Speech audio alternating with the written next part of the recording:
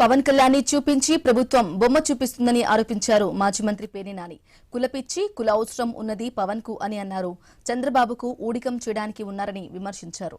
అవసరాలకు అనుగుణంగా నోటికి హద్దు లేకుండా పవన్ మాట్లాడుతున్నారని దుయ్యబట్టారు. ప్రభుత్వం పోలీసుల చేత అణచివేయబోతున్న బాధితులకు అండగా ఉంటామని చెప్పారు.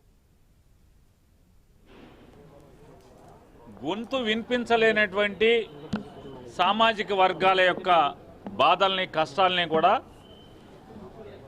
మనమే వారి గొంతై మాట్లాడాలి, వారి బాధల్ని మనమే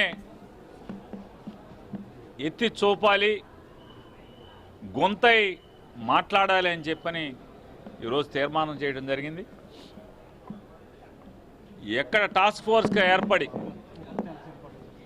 3-4 టాస్క్ ఫోర్సులుగా ఏర్పడి ఎక్కడ ప్రభుత్వం చేత లేదా ఈ సమాజంలో పోలీసుల చేత అణచివేయబడుతున్నటువంటి సమస్యలు ప్రతి సమస్యని కూడా అక్కడ నిలబడాలి, ఆ బాధితులకు అండగా నిలబడాలి, బాధితుల గొంతై వినిపించాలని చెప్పని తీర్మానం చేయటం.